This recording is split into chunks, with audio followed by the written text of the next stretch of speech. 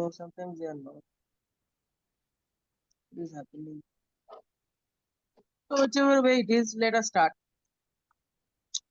তো আমরা ইদানিং কালে যেটা করছিলাম সেটা হচ্ছে স্বামীজির বিভিন্ন চিঠি এবং বিভিন্ন কনভারসেশন গুলোকে নিয়ে আমরা পড়ছিলাম এবং সেটা নিয়ে একটু মানে আলোচনা, ডিসকাস, পড়াশোনা এসব করছিলাম।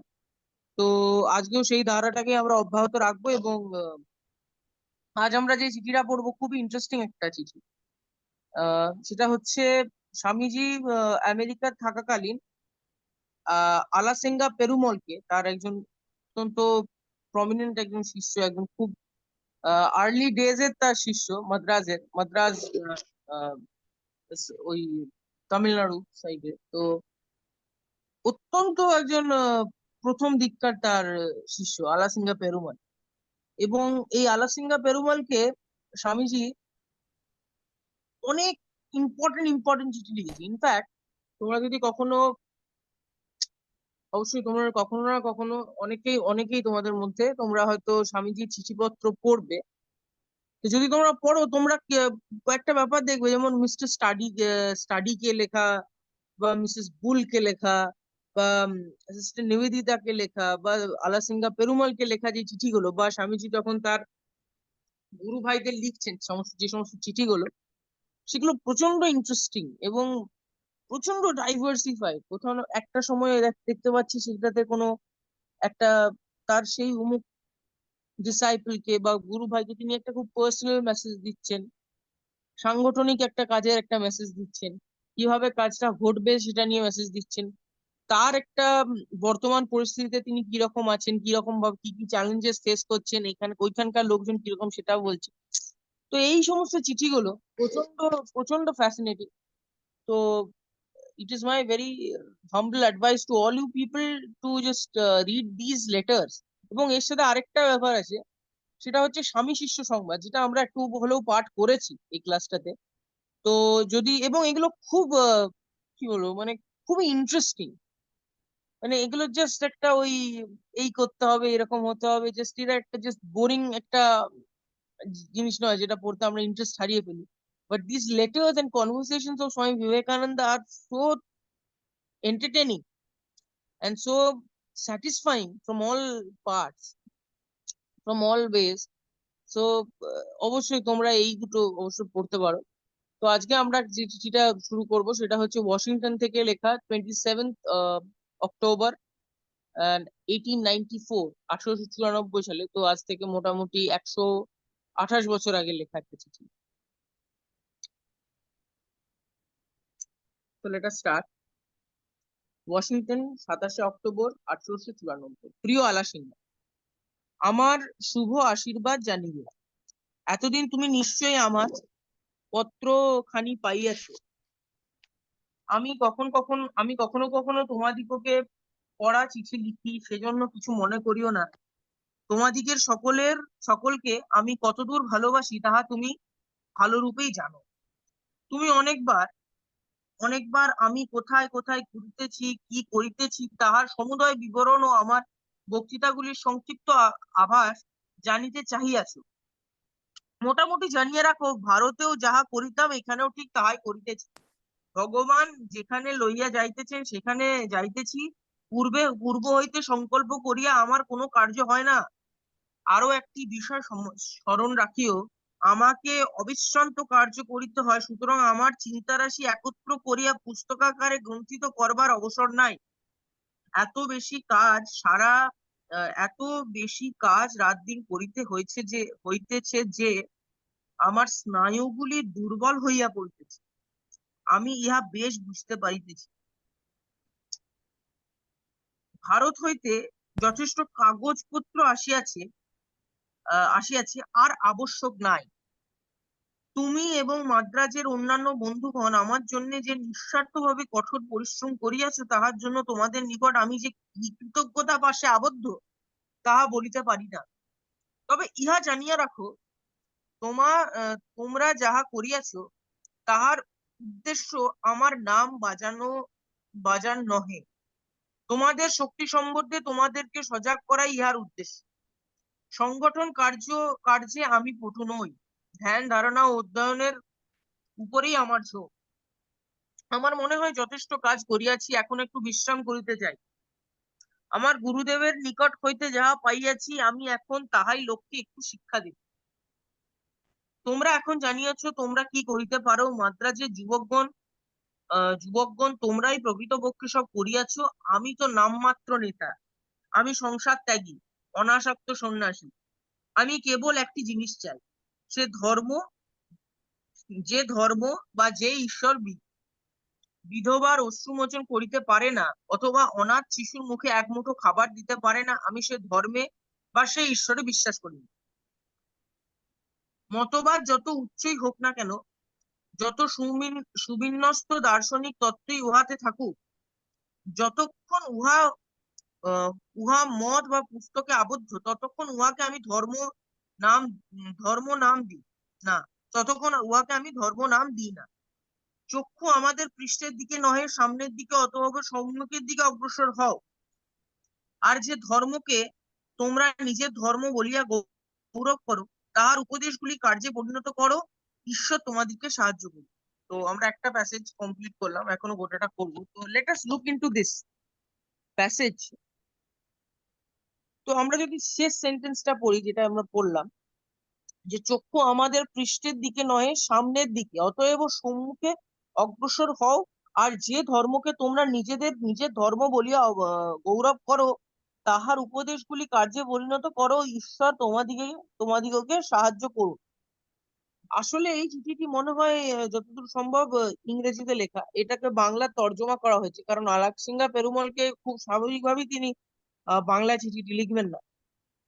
কিন্তু এই যে চিঠিটির যে তর্জমাটি করা হয়েছে, অত্যন্ত কটুভাবে করা হয়েছে, এমন ভাবে করা হয়েছে ঠিক যেই ভাবে তিনি তার কি বলবো, যে বাঙালি গুরু ভাইদের যেই বাংলাতে লিখছেন, ঠিক সেই ধাঁচের বাংলাতেই কিন্তু এটিকে ইংরেজিতে তর্জমা করা হয়েছে। এবং এর শেষ লাইনটা যেটা আমরা পড়লাম এই প্যাসেজটা, যে চক্ষু আমাদের পৃষ্ঠের দিকে নয় সামনের দিকে। তো দেখো, স্বামীজির মধ্যে কিন্তু এই একটি ব্যাপার ছিল, যে একটা রিকারিং থিম যেটাকে আমরা বলি, যদি কোনোদিনও পরবর্তীকালে তোমরা সাহিত্য নিয়ে পড়াশোনা করো, তাহলে দেখবে একটা রিকারেন্ট থিম থাকে যে আহ, কোনো সাহিত্যকারের। দেখবে একটা নির্দিষ্ট থিম থাকে। কেউ হয়তো ট্র্যাজেডি নিয়ে কাজ করে, তো তার সমস্ত কাজের মধ্যে ঘুরে ফিরে সেটা আসে। হয়তো চরিত্রগুলো আলাদা, প্লটটা খানিকটা আলাদা, কিন্তু রিকারেন্ট থিমটা, তার যে সার বস্তু ব্যাপারটা, তার মধ্যে একটা সিঙ্গেল থিম আছে, ধরে আছে, যে একটা বিষাদ বা একটা হয়তো দেশাত্মবোধকতা, সেইটা ফিরে ফিরে আসে। তো স্বামীজিরও কিন্তু প্রত্যেকটা জিনিসের মধ্যে কয়েকটা ডিফারেন্ট থিম আছে, এবং তার মধ্যে একটা কিন্তু হলো এই যে এগিয়ে যাওয়া। উনি কিন্তু কখনোই কিন্তু মানে দমে গিয়ে বসে যাচ্ছেন না কখনো। It is very rare to see in Swami Vivekananda that he is depressed and not willing to work for the betterment of what he is trying to do. উনি কিন্তু নিজের মতো করে উনি কিন্তু সমস্ত বাধা বিপত্তিকে ছেড়ে এগিয়ে যাচ্ছেন, এবং বাকিদেরও উপদেশ দিচ্ছেন যে অনেক ভুল হয়েছে, অনেক ভুলভ্রান্তি হতে পারে, এই জায়গায় খামতি আছে, এই জায়গাটি হয়নি, এখানে এখানে আমাদের মধ্যে এই সমস্যা আছে। But in spite of that, you do what you can do. তুমি যতটা তোমার সর্বাত্মক শক্তি দিয়ে করতে পারো, তুমি সেটা করো এবং এগিয়ে যাও।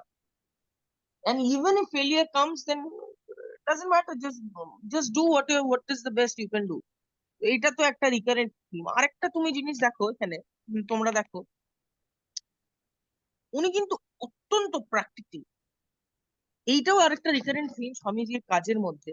উনি বলছেন যে যে ধর্ম বা যে ঈশ্বর বিধবার অশ্রুমোচন করতে পারে না, অথবা অনাথ শিশুর মুখে এক মুঠো খাবার দিতে পারে না, আমি সে ধর্মে বা ঈশ্বরে বিশ্বাস করি না। পরের লাইনটাই বলছেন যে মতবাদ যতই উচ্চ হোক, যতই সুবিন্যস্ত দার্শনিক তত্ত্বই উহাতে থাকুক, যতক্ষণ উহা মত বা পুস্তকে আবদ্ধ, ততক্ষণ উহাকে আমি ধর্ম নাম দিই। তো তিনি কিন্তু খুব প্র্যাকটিক্যাল জিনিসটা করে ফেলছেন, যে যতক্ষণ এটি পুস্তকের মধ্যে আবদ্ধ, it is not doing any benefit to the people. It has to come in the forefront. It has to do something for the people. Otherwise there is no meaning to that.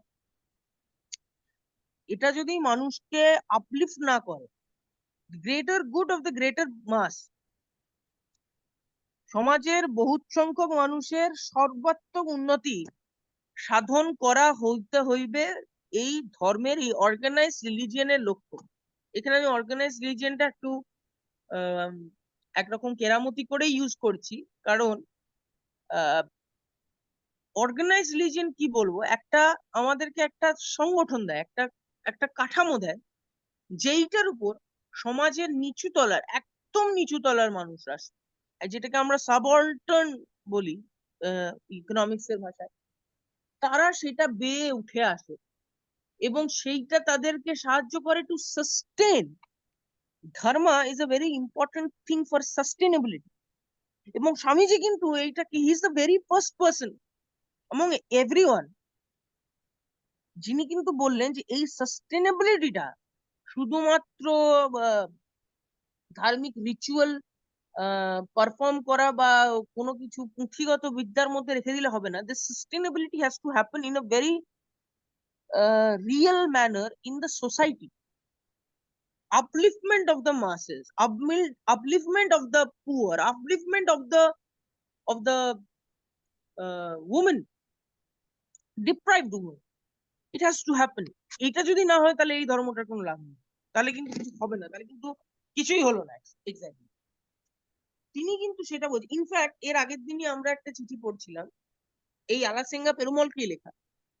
সেখানে সেটা মনে হয় তোমাদের থেকে এক class নিচু ক্লাসে, তো সেখানে তিনি মানে বলতে চাইছেন, এই চিঠিটার আগের একটা চিঠিতে তিনি বলছেন যে তুমি অদ্বৈত, দ্বৈত এবং বিশিষ্টাদ্বৈত নিয়ে পুঙ্খানুপুঙ্খ ভাবে সেগুলোর যে মানে পুঙ্খানুপুঙ্খ ভাবে নয়, মানে তার যে সারমর্মটা সেটা নিয়ে তুমি যেই প্রবুদ্ধ ভারত, আই থিঙ্ক প্রবুদ্ধ ভারত, হ্যাঁ তুমি সেটাই হবে, যেই পত্রিকাটি লিখছো তাতে তুমি ধারাবাহিকভাবে আলোচনা করো। কিন্তু আবার একই সঙ্গে তিনি বলছেন do not get into this so much ritualistic method. এই কি রিচুয়াল হচ্ছে, কি ব্যাপার স্যাপার ঘটছে এবং কি কি এইসব এইসব ইন্ট্রিকেসিস এর মধ্যে যাও না, এইসব ইন্ট্রিকেসিস এর মধ্যে ঢুকতেও না, because it does no good to the people. এগুলো কিছু কিছু করে না। give the anecdote which will uplift the people, which will give an absolute what should I say, the confidence to the people to uplift themselves and uplift others. That is what is required. এবং তিনি বলছেন যে এইগুলোর মধ্যে কি সাম্য আছে সেটাকে তুমি তুলে ধরো। তো this is the basic theme of my view. এক হচ্ছে যে আপলিফট দ্য মাসেস, মানুষের উন্নয়ন করতে হবে, মানুষকে দুর্বলতা থেকে মানুষকে সবল হতে হবে, মানুষকে উঠে দাঁড়াতে অ্যান্ড এগিয়ে যেতে হবে। So these are two things, the practicality and going ahead despite of all the odds. তো এবার আমরা কন্টিনিউ করি পড়া। আমার উপর নির্ভর করিও না, নিজেদের উপর নির্ভর করতে শেখো। সেলফ সাস্টেইনিং, যেটা বলে যে নিজের উপর দাঁড়িয়ে আত্মনির্ভর হওয়া, এটা কিন্তু একটা রিকারেন্ট থিম।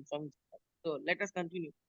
আমার উপর নির্ভর করিও না, নিজের উপর নির্ভর করিতে শেখো। আমি যে সর্বসাধারণের ভিতর একটা উৎসাহ উদ্দীপিত করিবার উপলক্ষ হইয়াছি, ইহাতে আমি নিজেকে সুখী মনে করি। এই উৎসাহের সুযোগ লইয়া অগ্রসর হও এবং এই উৎসাহ স্রোতে গা ঢালিয়া দাও, সব ঠিক হইয়া যাবে।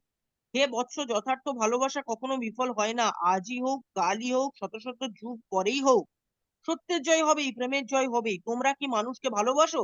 ঈশ্বরের অন্বেষণে কোথায় যাইতেছো? দরিদ্র, দুঃখী, দুর্বল সকলেই কি তোমার ঈশ্বর নয়? অগ্রে তাহাদের উপাসনা করো না কেন? গঙ্গা তীরে বাস করিয়া পুনঃ খনন করিতেছ কেন?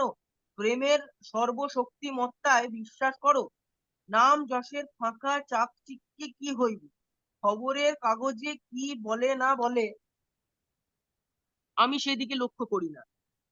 তোমার হৃদয়ে প্রেম আছে তো? তবেই তুমি সর্বশক্তিমান। তুমি সম্পূর্ণ নিষ্কাম তো? তাহা যদিও হয়, তাহা যদি হও, তবে তোমার শক্তিকে কে রোধ করিতে পারে? চরিত্র বলে মানুষ সর্বত্রই জয়ী হয়। ঈশ্বরই তাহার সন্তানগণকে সমুদ্র গর্ভে রক্ষা করিয়া থাকেন। তোমাদের মাতৃভূমি বীর সন্তান চাহিতেছেন, তোমরা বীর হও। ঈশ্বর তোমাদিগকে আশীর্বাদ করুন। সকলেই আমাকে ভারতে আসিতে বলিতেছে। তাহারা মনে করে আমি গেলে তাহারা বেশি কাজ করিতে পারিবে। বন্ধু তাহার ভুল বুঝিয়াছে। আজকাল যে উৎসাহ দেখা যাইতেছে, ইহা একটু স্বদেশ হিতই শোনা মাত্র, ইহাতে কোনো কাজ হইবে না।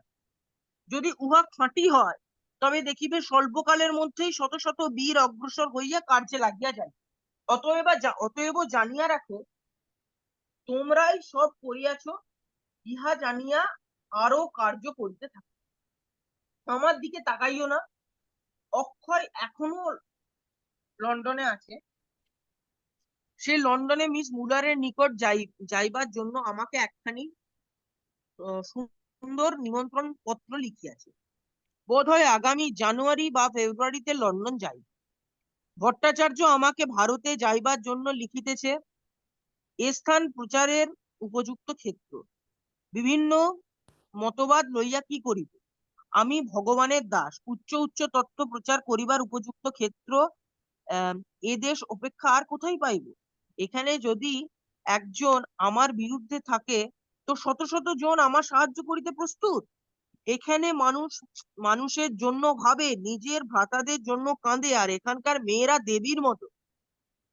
মূর্খ দিগকেও যদিও প্রশংসা করা যায়, তবে তাহারাও কার্যে অগ্রসর হয়। যদি সব দিকে সুবিধা হয়, তবে অতি কাপুরুষও বীরের ভাব ধারণ করে। কিন্তু প্রকৃত বীর নীরবে কার্য করিয়া চলিয়া যান। একজন বুদ্ধ জগতে প্রকাশিত হইবার পূর্বে কত শত বুদ্ধ নীরবে জীবন দিয়া গিয়াছে। প্রিয় বৎস আলাসিঙ্গা, আমি ঈশ্বরকে বিশ্বাস করি, মানুষকে বিশ্বাস করি। দুঃখী দরিদ্রকে সাহায্য করা, পরের সেবার জন্য নরকে যাইতে প্রস্তুত হওয়া আমি খুব বড় কাজ বলিয়া বিশ্বাস করি। পাশ্চাত্য গণের কথা কি বলিব? তাহারা আমাকে খাইতে দিয়াছে, পরিতে দিয়েছে, আশ্রয় দিয়াছে। তাহারা আমার সহিত পরম বন্ধুর ন্যায় ব্যবহার করিতেছে, খুব গোঁড়া খ্রিস্টান পর্যন্ত। তাহাদের একজন পাদ্রী যদি ভারতে যায়, আমাদের দেশের লোক তাহার সহিত কিরূপ ব্যবহার করে? এটা প্রশ্নবোধক ছিল।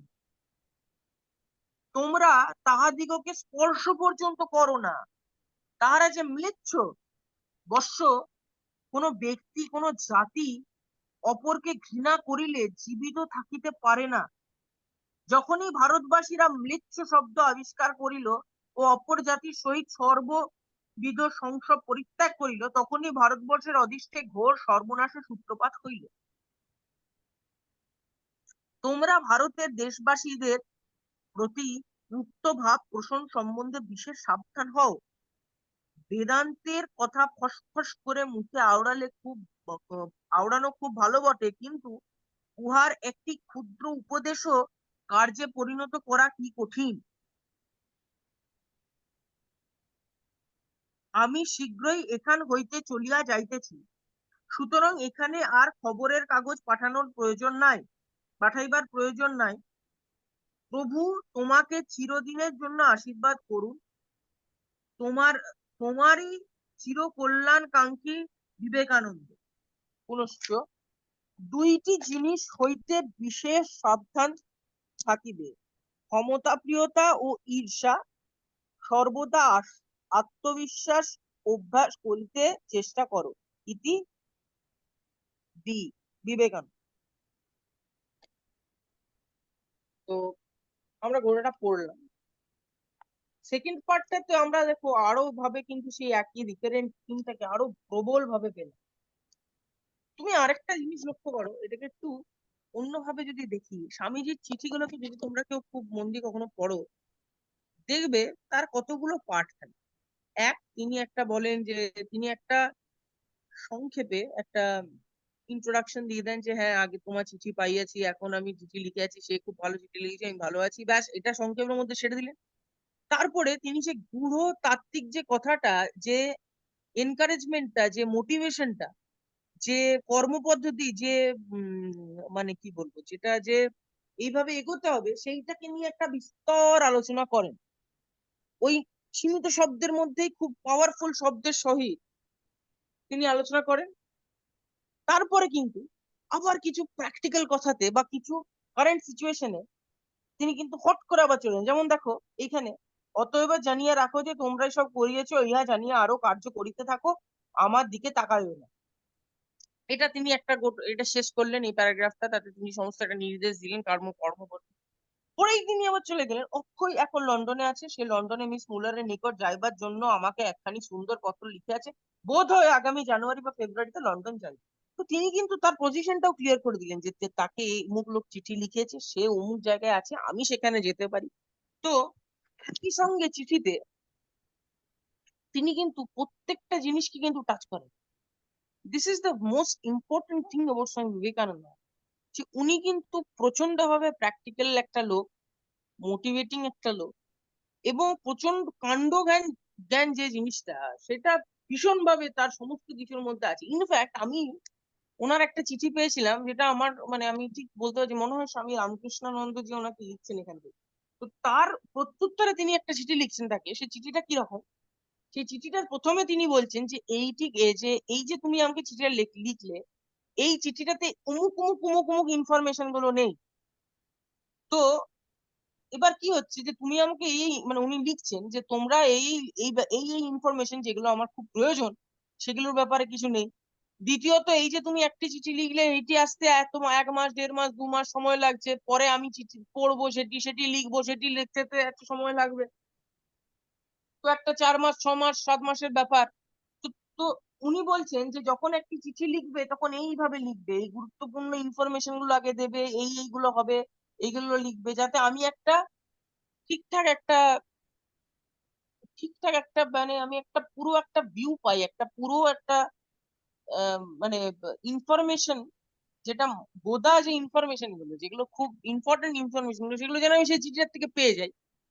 কারণ পরবর্তী চিঠিকে আসতে কিন্তু অনেক সময় লাগবে। সেটা তো আর তখনকার মতো, আমাদের এখনকার মতো ফোন আর হোয়াটসঅ্যাপের যুগ ছিল না। তো একটা চিঠি গেল, তো 6 মাসের ব্যাপারটা চলে গেল। তো তিনি কিন্তু এই চিঠিগুলো অত্যন্ত প্র্যাকটিক্যালি লিখতেন, অত্যন্ত ইনফরমেশনে ভর্তি করে স্টাফ করে লিখতেন, এবং তার সঙ্গে কিন্তু এই একটা অত্যন্ত একটা মোটিভেটিং এবং এনকারেজিং এবং একটা কি বলবো একটা এইরকম আবার একটা আলোচনাও থাকতো, যাতে তিনি কিন্তু নিজের মনের ভাবটাকে একেবারে মানে সুন্দর স্পষ্ট এবং বলিষ্ঠ ভাষায় কিন্তু একদম মানে ব্যাখ্যা করে দিত। তো তার জন্যই আমার স্বামীজির চিঠিকে সব থেকে ভালো সোর্স মনে হয় স্বামীজিকে পড়ার জন্য। অ্যাজ আই সেড, স্বামীজির ব্যাপারে আমি 3টেই বই সবসময় সবাইকে বলি, যেটা পড়তে অত্যন্ত মানে অসাধারণ বই কিন্তু, এবং সেটা যে কেউ পড়তে পারে। এর সঙ্গে ধার্মিক হওয়ার কোনো ইয়ে নেই, এর সঙ্গে ভক্ত বা হওয়ার বা না হওয়ার কোনো সম্পর্ক নেই। সেই 3টে বই আমি তোমাদের বলছি, তোমরা মনে রাখতে পারো। এক হচ্ছে পরিব্রাজক। পরিব্রাজক হচ্ছে তার যে ট্রাভেলগস গুলো তিনি লিখেছেন, তোমরা মনে হয় ক্লাস 10-এ পড়বে হয়তো, সুয়েজ খালে হাগর শিখা, সেটা অ্যাকচুয়ালি পরিব্রাজক থেকেই নেওয়া হয়েছে। সেই পরিব্রাজক তার যে ভ্রমণগুলোর ব্যাপারে তিনি লিখছেন, পুঙ্খানুপুঙ্খ ভাবে তিনি বলছেন যে আজ আমরা এখানে দাঁড়ালাম, আজ এখানে ইয়ে হলো, অমুক জায়গায় এই হলো, এই এর সাথে দেখা হলো, এটা লিখছেন। প্লাস স্বামীজির লেখা চিঠিপত্র, ঠিক আছে। তৃতীয় হচ্ছে স্বামী শিষ্য সংবাদ, যেটা হচ্ছে close and very intimate dialogues with him. Incredible. এই যে তিনটে সোর্স, এই যে তিনটে সোর্স আমাদের মানে আমরা খুব ভাগ্যবান যে আমাদের কাছে এই তিনটে সোর্স আছে, ওই অমূল্য সম্পদ তিনটে আছে, পরিব্রাজক, আহ এবং স্বামীজির চিঠি, যেগুলো তো একটা মানে মানে যদি কোনো জিনিসকে সম্পদ বলতে হয়, তাহলে সত্যি স্বামীজির চিঠিগুলোই হচ্ছে সম্পদ। প্লাস এই যে স্বামী শিষ্য সংবাদ। তো এই তিনটে বই তোমরা, আমি তো বলবো তোমরা সময় পেলেই এগুলো পড়ো। অত্যন্ত ভালো লাগবে, এবং অত্যন্ত তোমরা মোটিভেটেড হবে, প্র্যাকটিক্যাল একটা চিন্তাধারা আসবে, এবং অত্যন্ত সাহসী হয়ে উঠবে এগুলো পড়লে। তো আমরা পরবর্তী ক্লাসগুলোতেও এইভাবে এই তিনটে বই পরবর্তীকালে আমি চেষ্টা করব পরিব্রাজক থেকে যদি কোনো প্যাসেজ পাঠ করে পড়া যায়, অত্যন্ত ভালো লাগবে আমাদের সবারই। তো তোমরাও এগুলো নিয়ে টুকটাক পড়াশোনা করতে থাকো। একটা চিঠি বা একটা প্যারাগ্রাফ বা একটা কনভারসেশন হয়তো পড়লে কখনো, এই সমস্ত বই খুব কম দামে পাওয়া যায়, খুবই কম দাম, এবং খুব আহ, ইয়ে। এবং স্বামীজির চিঠির ব্যাপারে তোমাদের আরেকটা ইনফরমেশন দিয়ে রাখি। তো স্বামীজির চিঠি যদি পড়তে হয়, তার জন্য কমপ্লিট ওয়ার্কস কেনার কোনো দরকার নেই। তো যারা কোনো মিশনের সেন্টারে যাও, বা যদি কখনো কোনো এরকম বুক স্টল উদ্বোধনে যাও, তাহলে দেখবে স্বামীজি লিখছেন বলে একটি বই আছে, সেটা খুব কম দাম, 40 টাকা বা 50 টাকা দাম নেয়। ওইটা উদ্বোধন থেকে প্রকাশিত হয়, স্বামীজি লিখছেন, ওটা একটা কম্পাইলেশন স্বামীজির লেখা সমস্ত চিঠি। আম, এবং অসাধারণ একটি বই, এবং ওইখান থেকে এবং ওখানে সমস্ত ইংরেজি যে চিঠিগুলো লেখা সেগুলোও কিন্তু বাংলায় বাংলায় তর্জমা করা হয়েছে। শুধু তাই নয়, তিনি ঠিক যেইভাবে বাংলাটি লিখতেন ঠিক সেইভাবে তর্জমাটি করা হয়েছে। তো সুতরাং এই একটা বই তোমরা অবশ্যই কিনতে পারো এবং সেটাকে মাঝে মধ্যে একটা টুকরো করে পড়তে পারো। স্বামীজি লিখছেন। আহ, তো এই ব্যাপারটা, এবং আমরা ভবিষ্যতে এই তিনটে বই থেকে আরো আলোচনা করতে থাকবো এবং পড়তে থাকবো। তো আমার মনে হয় আজকের ক্লাসটা এই পর্যন্তই থাক। ভালো, এবং thank you so much patient নিয়ে তোমাদের এটা শোনার জন্য, and I hope তোমাদের ভালো